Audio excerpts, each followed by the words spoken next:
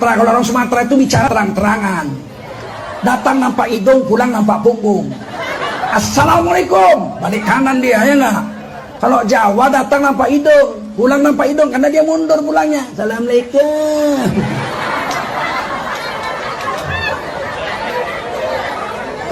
Biarkan kami ustadz-ustadz Sumatera dengan gaya Sumatera, betul? Jangan disuruh kami gaya Solo. Ustadz Solo lain. Kita itu harus begini. Kalau tidak begitu itu berbahaya. Biarlah dia dengan gaya Solonya, ya kan? Aku dengan gaya Medanku, tak senang kau. Kita selesaikan di luar.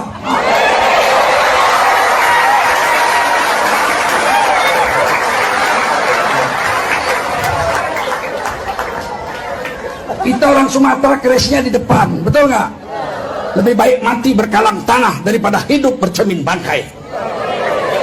Lebih baik mati berdiri daripada hidup berlutut. Pinggan tak retak, nasi tak dingin. Sekali kau tak hendak, 1000 kali ku tak ingin. Oh.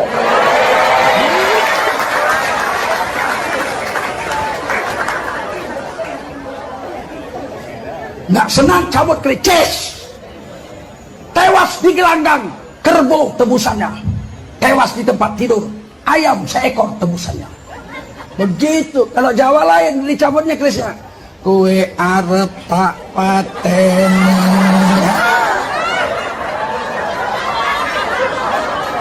Biarlah dia dengan gaya Jawanya, betul nggak?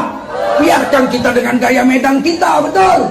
Kalau diatur-atur, tegujul tengahin kasar, keras, jadilah halus kayak ustadz Jawa. Iya. Kalau ustadz Jawa ceramah di sini, orang sini tidur.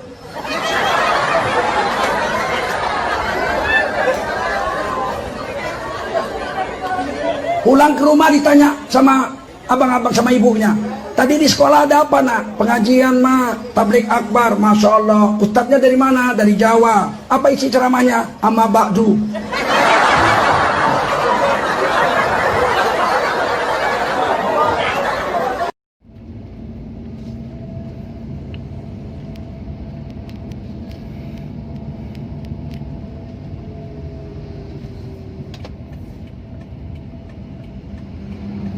Oke bro, assalamualaikum warahmatullahi wabarakatuh.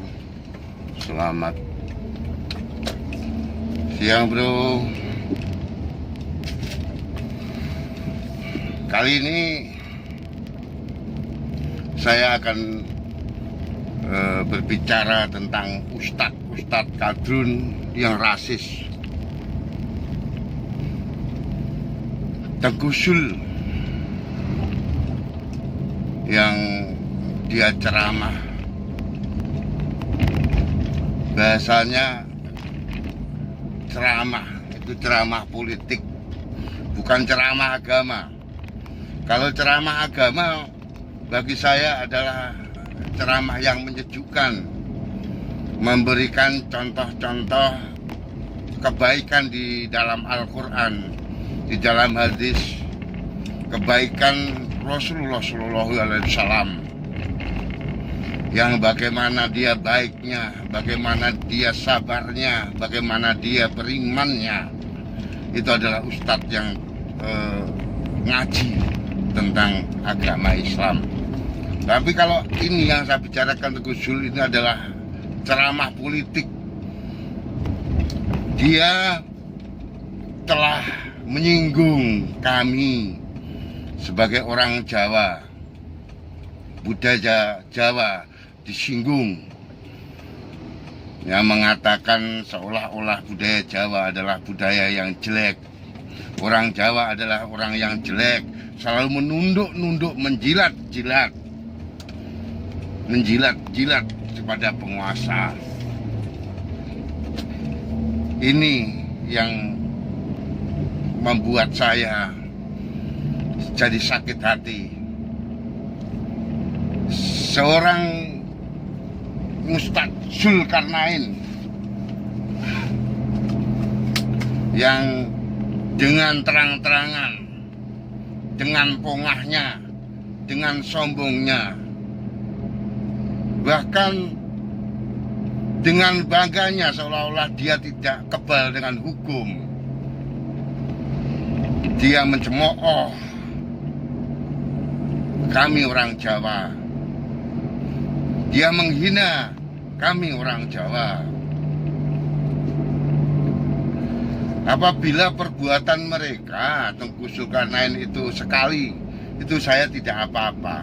Tapi sering kali, bahkan berulang-ulang kali, Ustadz itu selalu melecehkan suku Jawa. Ini yang tidak baik. Maka dari itu, seharusnya kepolisian, pihak kepolisian langsung menyidik. Karena deliknya ini adalah delik pidana umum, polisi langsung bisa menyidik. Tapi bila polisi tidak mau menyidik, maka kami, alhamdulillah, kami sebagai orang Jawa akan beramai-ramai, berbondong-bondong untuk melaporkan kasus ini.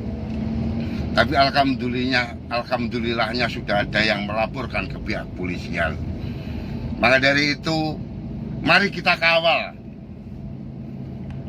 Mari kita kawal penyidikan kepolisian sampai tuntas ke pihak pengadilan. Karena ingat sekali lagi, ini adalah rasis.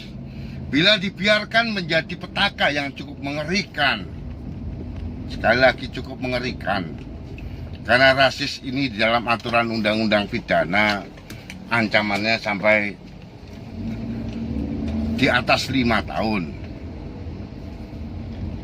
Ada pepatah Jawa yang mengatakan, setajam-tajamnya senjata belati, tapi lebih tajam lidah seseorang.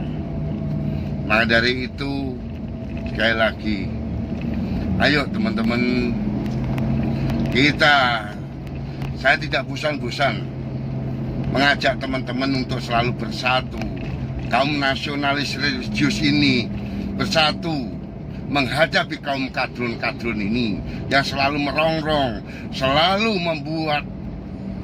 memprovokasi masyarakat, selalu mengadu domba antara satu dengan yang lainnya, antara suku satu dengan suku yang lainnya. Ini tidak bisa didiamkan, teman-teman. Sekali lagi tidak bisa didiamkan. Maka dari itu, Ustadz Tengku Zulkarnain ini harus cepat diproses secara hukum, supaya kejadian-kejadian berikutnya tidak menjadikan presiden buruk bagi keadilan di Indonesia ini.